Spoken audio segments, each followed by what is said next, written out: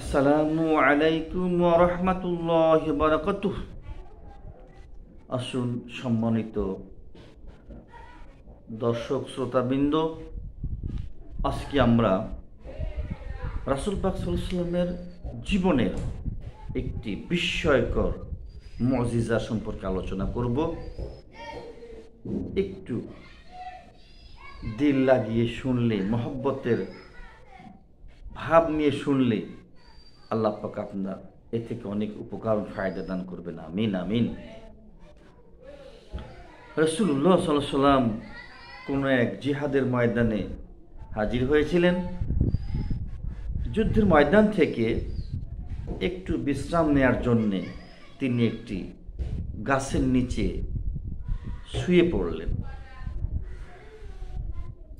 নবী করিম সাল্লাল্লাহু আলাইহি ওয়াসাল্লাম যখন একটি গাছের নিচে শুয়ে পড়লেন, নবীজি দরদি নবী, দিনের নবী, সুপারিশের কান্ডারি নবী গাছের নিচে যখন শুয়ে পড়লেন, একজন বেদিন কাফির এসে নবীজিকে ডাক দিয়ে বলল, হে আল্লাহ পাকের রাসূল, আমার হাতের এই তরবারি থেকে আপনাকে এখন কে রক্ষা করবে? প্রশ্ন শুনে নবীজি স্থির থাকলেন, তারপরে বললেন, আমার আল্লাহ পাক আমাকে এই তরবারির হাত থেকে হেফাজত করবেন। বলুন সুবহানাল্লাহ।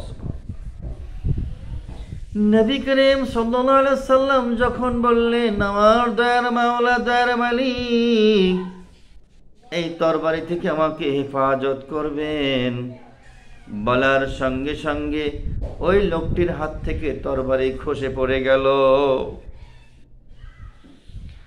তরবারি যখন ভূমিতে পতিত হয়ে গেল, নবী করিম সাল্লাল্লাহু আলাইহি ওয়াসাল্লাম ওই তরবারি খানা উঠিয়ে তার উপরে ধরলেন এবং বললেন, এখন বলো তোমাকে আমার হাত থেকে কে বাঁচাবে?